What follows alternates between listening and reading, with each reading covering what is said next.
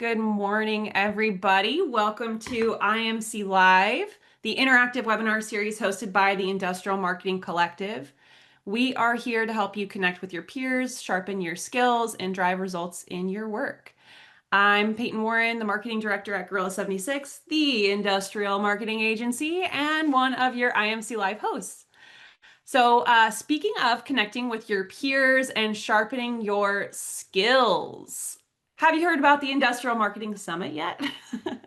Well, let me tell you, this is your must-attend marketing conference of the year. It's made for B2B marketers in the technical and manufacturing sectors by your friends here at Gorilla and our friends at True Marketing. IMS is going to deliver and has delivered for the past several years strategic insight, hands-on learning, and true community.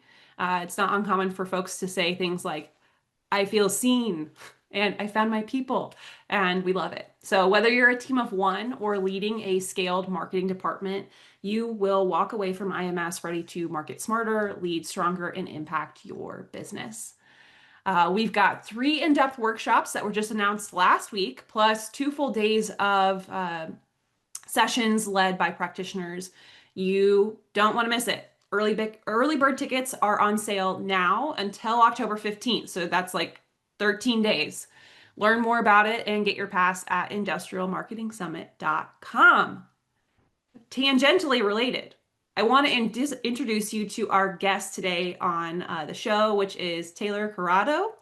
Taylor, did I pronounce your last name correctly? Probably not. Yes, you did. Oh, okay. Awesome. Yay. But Taylor is the Senior Director of Brand Marketing at Wistia, and they are a sponsor of IMS this year. Going to make sure our soiree is as swanky as it can possibly be.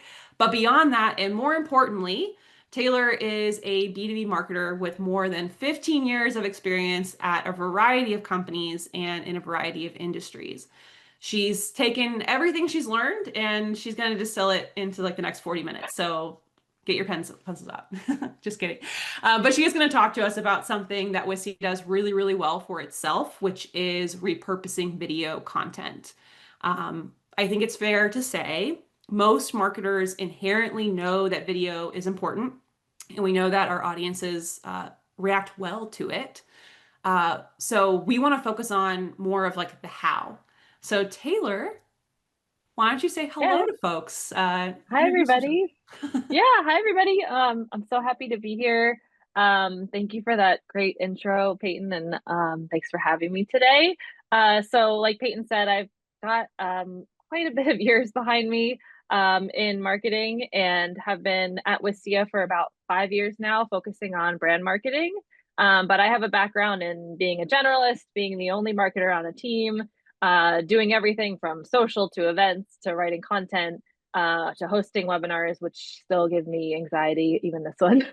So I'm excited to share and answer questions and get into the content. Yeah, we're super excited too. So let's just start with a good overview. Why do you think that video is such a unique format for marketers compared to other content types? Yeah. So I think we're at this point where marketing and the channels that our audiences are consuming content in are so heavily video first. You look at LinkedIn, you look at obviously YouTube has been video first forever, but Instagram took on like the real format after TikTok exploded, and all of our consumers are consuming so much content and so much of it is video now. And it's become the preference of not only all the social channels, but also just how people want to consume content in general. So you think about the short attention span that people have these days. I definitely have it, of scrolling and trying to consume as much as you can. Video is a really great tool to not only communicate a lot of information in a short period of time, but also connect emotionally and connect like with the person that's behind the camera on a different level than if you're writing an article or you're listening, even listening to a podcast. Like podcasts are great, but some people, a lot of people just want to watch other people talking to each other, which sounds so silly at the core of it, but it's actually like the connection with the humans behind the voice. And so marketers have to think about, how do you take a content strategy that for a long time has been about written content, blogs, ebooks, research papers, and how do you infuse or even shift your mindset of, okay, I'm going to make this content, but I have to have a video component at some point for what I'm going to be talking about or what I'm going to be promoting, because there's a large audience that wants to consume content that way. And the channels that I'm trying to reach them on, for the most part, across social and even YouTube with Google search, are video first. Yeah, I think we've talked about, video before, but I don't know if we've ever talked about or talked with somebody who has their own insights and their own analytics on this. Because Wistia just did their recent State of the Video report. So what surprising or maybe key takeaways did you get from that? Yeah, so we did our State of Video report in the beginning of April this year, and it looks back on the last year of a number of pieces of data. So all of our platform data. So for those that, wait, I should probably take a step back. For anyone that doesn't know what Wistia is a video hosting platform for businesses. So if you have videos on your website, if you're managing a lot of content in the back end, if you're hosting webinars, you can do that all with Wistia. And so we have over 20,000 customers and over 500,000 users hosting their video content in our platform. So every year we look at all of that content across our platform, and we find trends and benchmarks and insights that we can share with the broader audience. And that obviously changes over time with what people are doing. And even like during the pandemic, the video content that people were making was much different than it is now. Yeah. And then on top of that platform data, we do a survey to around 1,500 marketers from SMB businesses, and we ask them a lot of questions about how they're using video, how they're investing in it, why is it important to their business. And so then we look at all of that together and we make this report. And so the report, it's on our 5th year this year.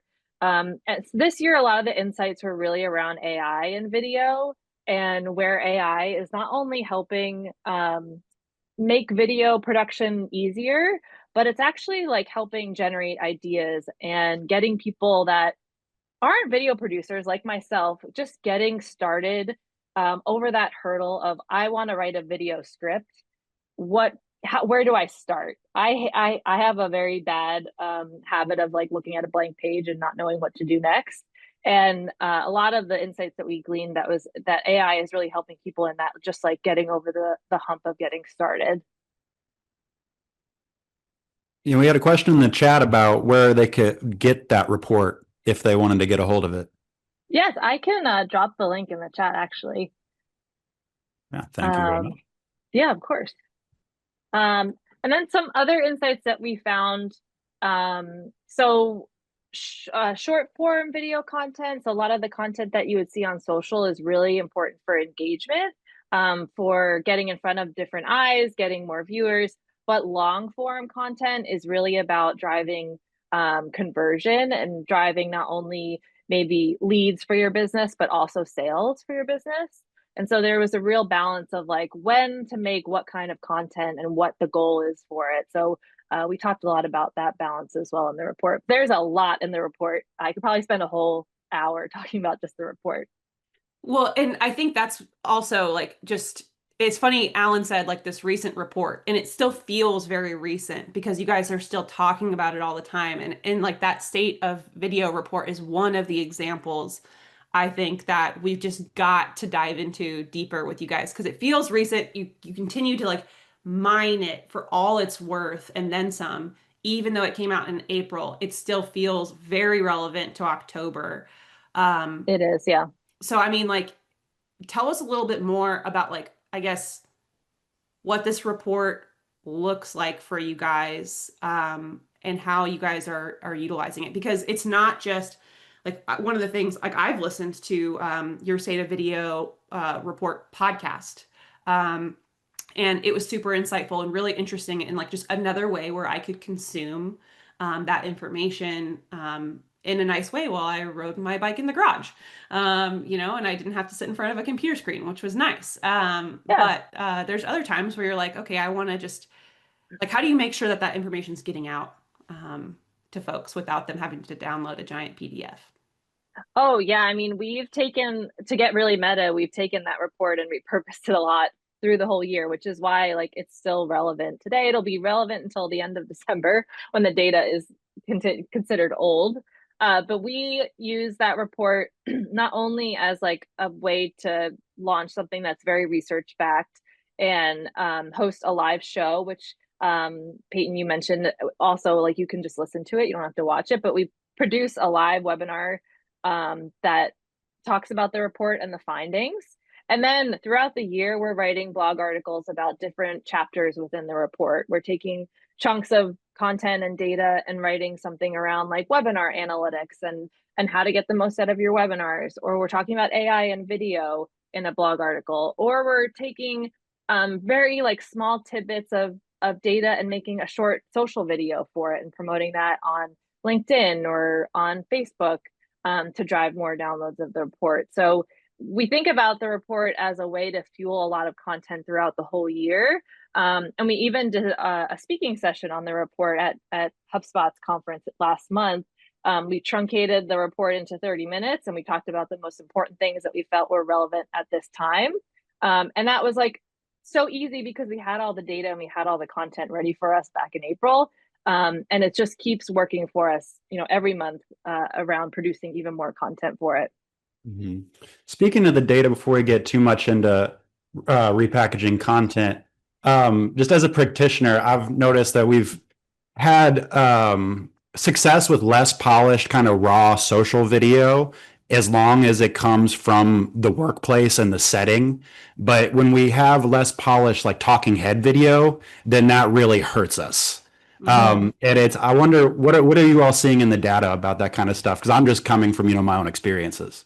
I've been feeling very called out because we use Zoom, right, for this. And I've been seeing ads from, what's it, Riverside, where I don't know if you've seen those, Taylor, but it's like they show like the face getting like chopped off and they're like, oh, I was going to repurpose this. And see, that's just how it goes sometimes, I didn't mean that for you, Peyton. Yeah, but I'm just telling you, as a marketer myself, I'm like, yeah.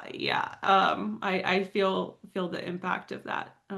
Yeah, I think you have to think about it as what risk am I taking with the quality of my video content in where I want it to live or where I want to use it. So a good example is like a homepage video about your brand and your business and like almost the first thing that someone sees when they land on your website. That's like a high risk video if you have one there. You don't want to skimp on the production level of that. And yeah, that doesn't mean you need to spend like $30,000 and do a full live shoot and have people in it and it's like a whole thing, but maybe you invest in an animator that can do like a really good animation storytelling of your business and maybe the history of the business and what you offer and your benefits and how you've changed customers, businesses as well. But like a low risk opportunity is, I would say social is like the most low risk opportunity for video. Like the content quality that we've seen post pandemic, especially post like TikTok explosion, is so low. We've done tests where we do like full production social videos that are like 30 seconds long. And then we do a test compared to like someone literally holding their phones doing almost the exact same content. And the one that people are holding their phone and in the style of the channel that you're posting in, they do so much better. So you really have to think about the channel that you're using to promote that video content. What's the style of videos that are going to be before and after it if you're scrolling, and the risk of what you're going to be creating. Like, is it going to last 24 hours or is it going to last 6 months on your homepage? And that's kind of where you need to decide the level of polish. But I think the expectation overall that we've seen, even with the research, is like there's lower expectations of production quality than there were 5-10 years ago. And I remember when video content had to be high production anywhere it was. It didn't matter. You had to spend 20K minimum, and that's just not the case anymore. Yeah, and I feel like there's almost a better sense of believability when it's like a behind the scenes from somebody on the floor's camera.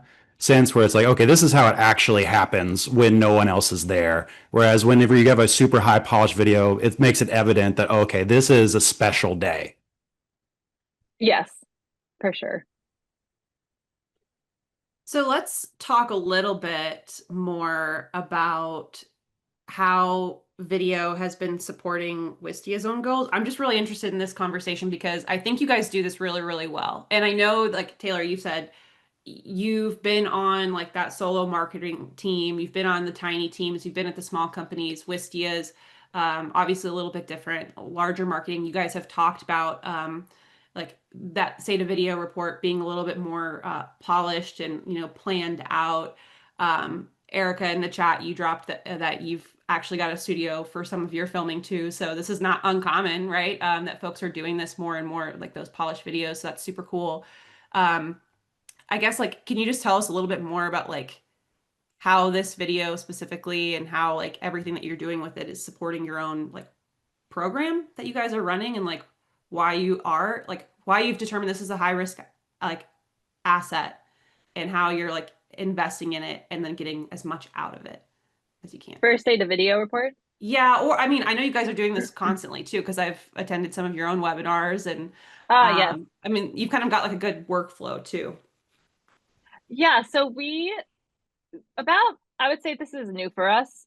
In the last 2 years, we made the shift of really thinking about a live event that we're hosting, a webinar that we're hosting, as a piece of content that will live on after that event actually happens. So I've hosted so many webinars, and I usually have the playbook of stressing about it until it starts doing it, and then it's over, and then the recording's done, and I'm done. Like I'm on to the next thing. But we've shifted our mindset and are really telling people that there's so much work that goes into hosting these types of events, like the webinars and the content that you have to produce for them, whether it's a slide deck or it's like a full production. Either way, it's a lot of work. Thinking about how you can plan to repurpose your content before you even write the slides, before you even write a script, and saying, okay, well, I'm going to get 30% of people that register to actually attend the live event. That's great, but 70% of them are not going to come. And probably about 10% of those people are actually going to watch the on-demand recording. So how can I plan ahead that I know I will have clips or quotes or questions that I'm proposing, or content sections that I can pull out of the webinar after it's done?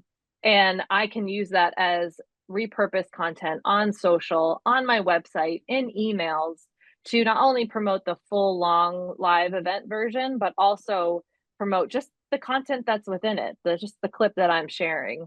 And that mindset shift of this content will live longer than just the live event day is where you can get so much more out of the work that you're putting into something like that. Because I think there's untapped potential to feed the content engine that is in such demand right now for marketers, with more pre-planning than what I've definitely previously done, and what a lot of marketers are still doing today. Mm-hmm. When it comes to live events or even outside of live events, what do you feel like marketers overlook that they could be repurposing or repackaging the most often?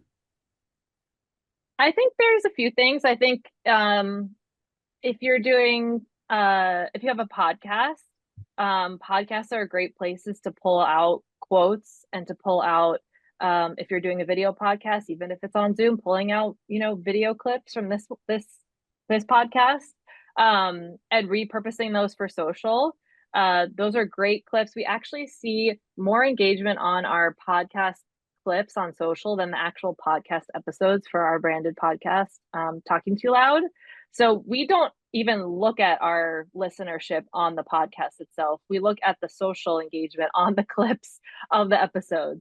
And I know I consume a lot of like podcast clips. I rarely go and listen to the full episode. But that's just me. I think a lot of people do still consume podcasts on commuting and when they're working out and things like that. So that's one. I think if you're going to trade shows, and this might not be a time where you're actually creating content, but some place where you can think about creating content. So if you're going to conferences or trade shows, or you have booths, think about the fact that you have like a lot of people in your industry in one place at one specific point of time that you could create content with. I was just at Inbound last month, and we did like 6 interviews at our booth with thought leaders that probably we would never get in person if we weren't at this conference. And they were 15, 20-minute interviews. And it was about a specific topic that was relevant to their expertise. And then we actually pulled out clips from those interviews and are sharing those out on social. And if you go to my LinkedIn, like you can see a few of the recent ones that we've shared. But like that doesn't need to be a 20-minute video that you share, which you could share on YouTube, but you can plan for like those events that you're going to be a place to create content and collect content for later use as well. Yeah, and I'd say people might be surprised at how excited people may be to participate in something like that at a live event Yes. because they're seeing other people give their opinions and seeing so many people like get out in front that they almost like want to get in on it, you know? Yes, they're very eager and they're like honored, which is so nice because like it takes a lot of effort to reach out to a lot of people and like fit them in your schedule while you're at a conference. And so it just makes it a little bit more fun and honestly it's just capitalizing on like so many great people being in one place at one time. Yeah. Yeah. I think like all of this comes back down to like marketing foundations and just like what you're doing to get content that you're creating in front of the eyes of your potential customers, your customers, wherever they spend time. It's like just break down the barriers. Like don't make them consume it in one spot or don't make them listen to the whole podcast to get that nugget. Like you already know what the nugget is. Just give it to them, you know, just like hand it to them on a silver platter and allow them to get to know you in those little ways. I love that. I Yeah, also and think it's super interesting that you guys are not tracking, or like, I mean, I'm sure you're tracking it, but like, you're not like concerned so much with the overall listenership or the overall attendance. It is more about the overall life cycle, I guess, of a piece of content and how far it can go for you instead of um, that one snapshot in time. right.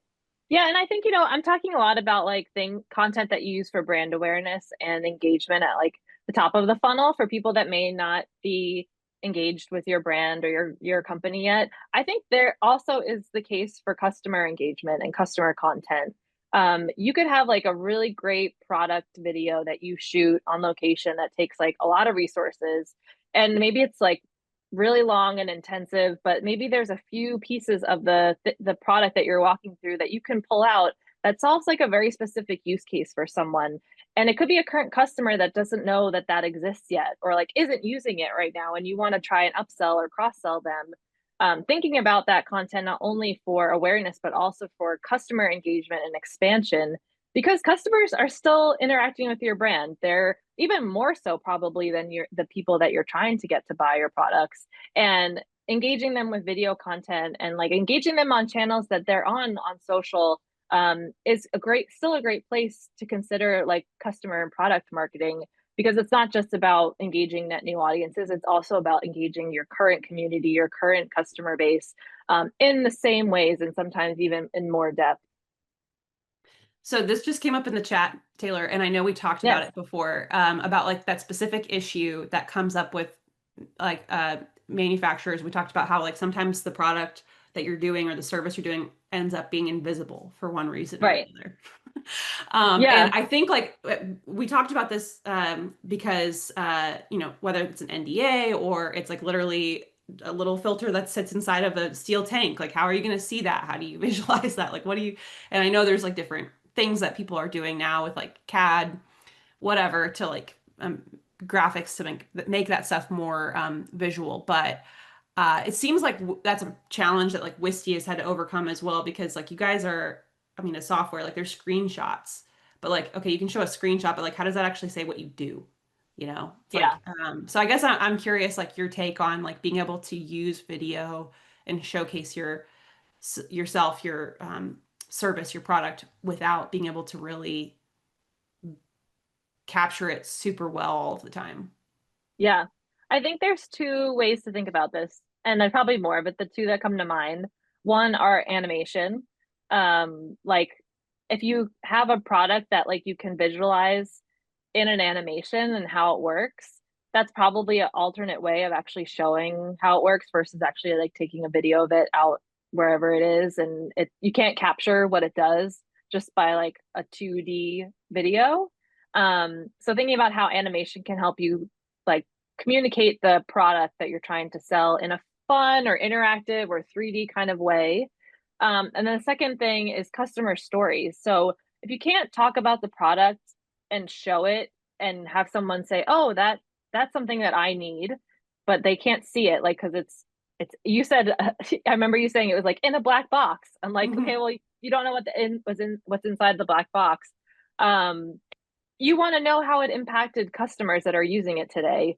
So why not tell the story through video instead of how someone that is using that product, how it changed their business, how it changed their workflow, how it saved them money, how it saved them time, and connect the benefits to your audience versus just telling them that you have a product that could help them.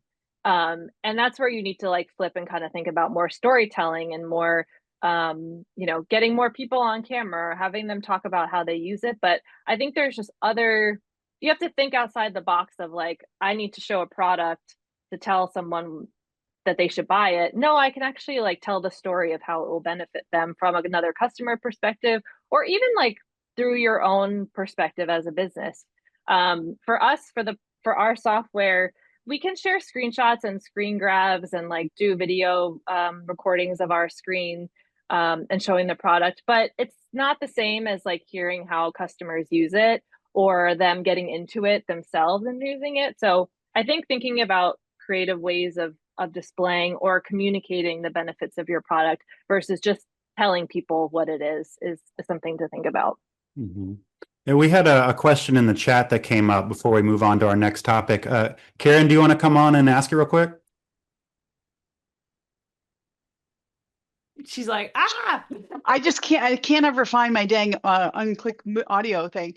So at last year's summit, we learned that using links for our video is not going to get it seen, or it's going to get pushed down. And I have always worked for conservative companies that want all of our videos categorized in YouTube or some other channel where we just share embedded links, etc. That way, if we have to take it down or whatever, we control the content. So I'm like, oh geez, that's what I've been doing, but now I don't know. And how do we just push all those raw videos out there? And with like TikToks, everybody steals everybody's video anymore. So I'm like, how do we use all this content, but also get seen with all the new rules? So when you say sharing links, do you mean sharing links like out? Can you just talk to me about what that means? So what I've been doing probably for the past 10, 15 years is creating YouTube libraries. All of our videos go there. We do an embedded link for our website. So all the videos on our website come through an embedded link. That way, if we have to pull them down because we no longer sell the product or there's a change or whatever, we can control it. And then, especially because we sell through a distribution model, then we can share those videos and our distributors can also embed the links. So that's always the model that we've done. But now they're saying you have to have the raw video to post on social or even on your website. So I would recommend bringing all of that video content to live within your website and take it off of YouTube. Embedding YouTube videos on your website doesn't help the experience of when people are actually viewing that content. And I'll talk a little bit about how Wistia does this because the product is like made for hosting content on your website. But you should be able to embed those videos and brand them so they match your website and live within your website. And then you're able to not only gate them if you need to, if like you need to password protect them or make them private, you can do that, or you can restrict the people that are viewing them to actually need to like put in their email address to view the individual video. But you should be bringing that content onto your site so that you can really control the experience and not have people need to like interact with a YouTube video just to like understand what you're trying to communicate. And then you have a lot more control of like the library, you have a lot more control of how it shows up. You won't get ads at the end of your YouTube videos that are not relevant to your brand. It could be even a competitor brand that show up at the end. So I would say like think about bringing that content onto your own site using a tool like Wistia, or there's other tools that allow you to embed content on your own site. Yeah, I would Thank say you. like That's helpful. you mentioned too, like the algorithms, and I think like I hear what you're saying about wanting to be able to like almost like globally take a video down if you need to. So you're just wanting to share the link, like say you posted on LinkedIn or something like that. Um, I don't know, like because the algorithm on LinkedIn, for example, is going to reward you if that video is like natively uploaded. Um, and it's going like just everyone sees the impact if you post a link even in like your post, so everyone's dropping to like the first comment where they drop the link sort of thing. um so I don't know, maybe if you want to control the link and you want to have it in like a system like that, maybe you have like a very engaging screen grab of the video or like a graphic that you use, and then you still have the link in the comment, using something like a host like Wistia or YouTube or Vimeo, something like that, where you're just like still able to have that control if that's really important, but you don't maybe get dinged quite as harshly. But that's just my random idea that I had off the top of my head just now. So, I should do that whenever I'm sharing these episodes, but yeah, I yeah, like the no, convenience of like you can just click it. It's right there. You don't have to go to the comments. But no. I do get dinged for that. What do you say? Don't shit on yourself. Well, it's a great question, Karen. I think I promise everyone we talk a little bit more about the how. And like I said, Wistia does this really well for themselves. So I do want to talk about like the how, like the workflow of how you are taking like these um, just videos in general, whether it's something you've captured at a trade show or it's something that you're, producing, or it's an SME interview, a product video, whatever it is, and actually transforming it from like that long form piece into something that's a little bit more bite size. So yeah, Taylor, I want to like kind of tee it back up to you. Like what's kind of like your process for making that happen? Yeah, you know what? I'm actually going to pull up the state of video report because there's a great page in there that talks about how to do this. And there's some really good ideas that I want to share. And the visuals are so much better than me just saying it out loud. So let me pull this up. Hey, that's on brand with the conversation today. Visuals Yeah, are important. there you go. Okay, I found the page. Let me get this up.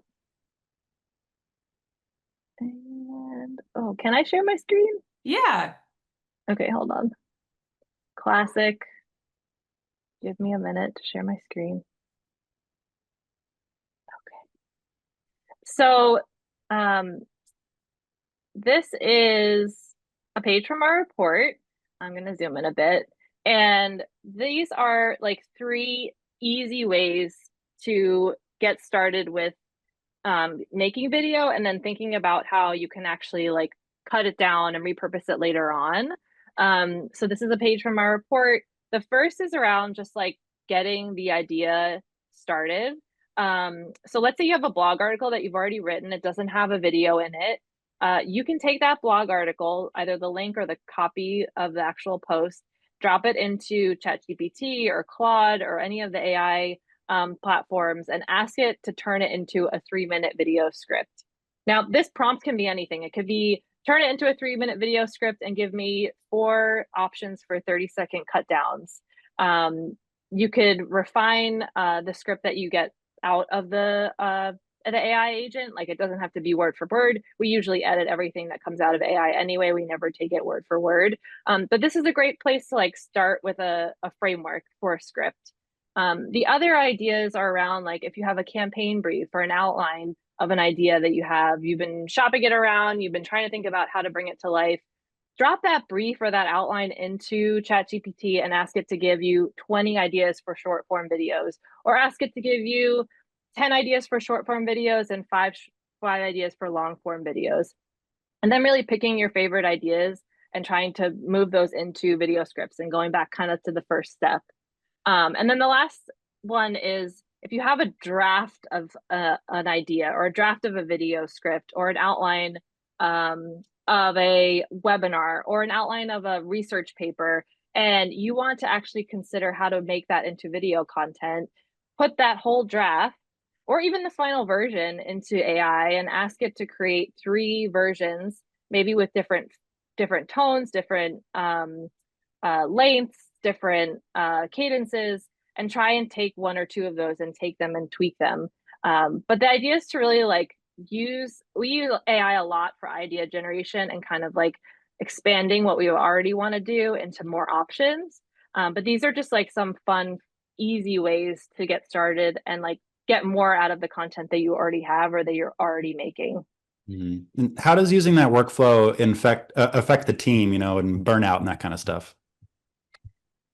That's a great question. Everyone has burnout. We have a big creative team, which is not the norm for a lot of marketing teams. It's probably the biggest one I've ever worked on. And I think AI sometimes makes more work than you actually wanted to do or that you intended to do, because the ideas or the concepts are great. And like you could make 10 videos out of a blog article, but do you really need to do that? Probably not. So we try to balance like using it for idea generation, but also just really scoping to what is going to be the most impactful for the business or most impactful for the campaign that we're trying to run versus trying to do everything that comes out of our prompting. Yeah, I think like it really comes down to like almost like make yourself a little checklist and then say that's good enough of like what are you trying to get out of it, and then like you do have to move on at some point. Like you said, it's almost like too much. And there's like a whatever reduction on the return that you're getting. But I think like ultimately, like if I just look at what we're trying to do with IMC Live and what we've done historically with the show is like, we're like, okay, we had a 45-minute conversation. We would love, or an SME interview. We've had sometimes 30-minute, 60-minute interview. We would love to identify 3 clips, 2 to 3 clips that like, summarize this in some sort of way. And we mine that information and then we move on, and we use it, put it into our content plans, all of that. But something that I do want to call out, because I think like, I don't know that you've mentioned this specifically yet, Taylor, but like you guys do this where you're kind of planning your shows and your webinars in segments, and how that almost like sets you up to have like, you already know before the show's even recorded, like what bite you're looking for. So I'm wondering if you could talk a little bit about like that and just how you guys are thinking about like the show planning. Yeah. So I think there's like 2 ways to think about this. One, let's say you're doing a webinar or a podcast or you're writing an article. But let's say like let's focus on maybe like the podcast example specifically. If you have a recurring show that you're doing once a month, every week, whatever it may be, have a set of questions or what we call segments that you're going to be asking the guest the same thing every time. So you know that, like, let's say we have a rapid fire question section at the end of our podcast episode. You know, every month you're going to have at least 1 extra clip from that rapid fire section, because that is easy to pop out and it's probably only going to be like a minute long, and you can use that to promote the rest of the episode.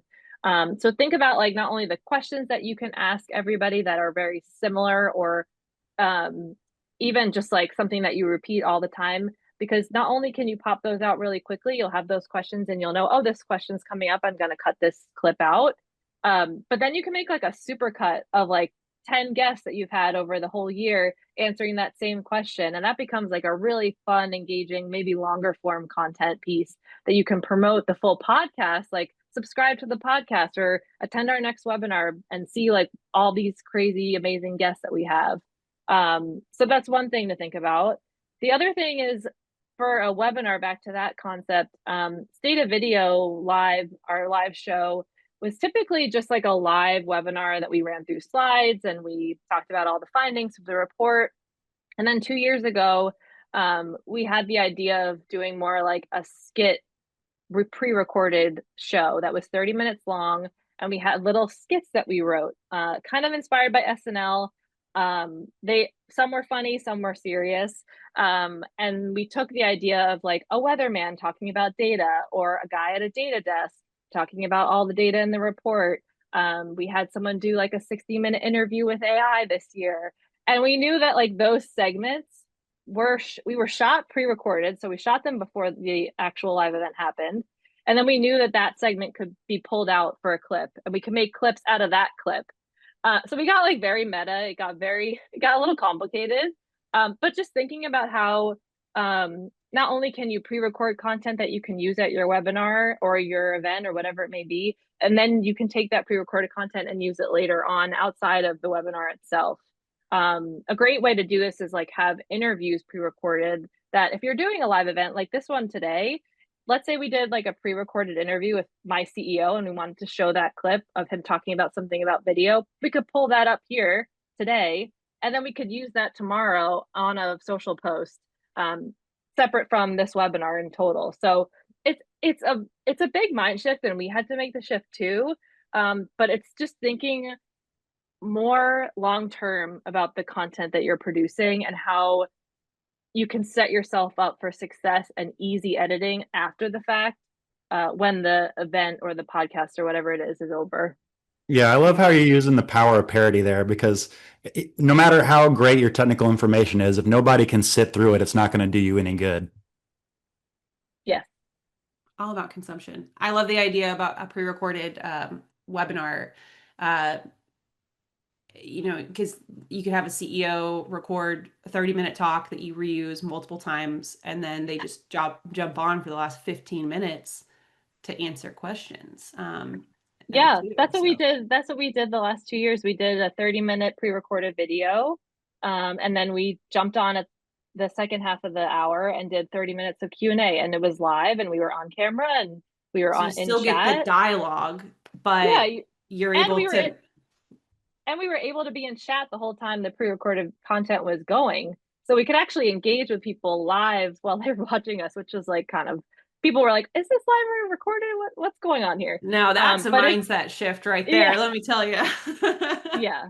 And to be fair, like the pre-recorded video content it's production.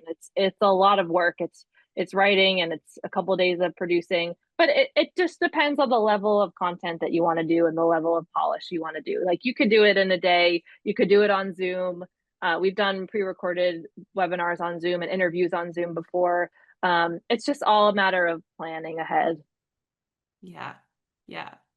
Like I said in my LinkedIn post, folks, it's planning. It's in the planning. Well, I know it's 10:45 here Central Time, wherever you are, wherever you're listening. But Taylor, this has been such a fun conversation.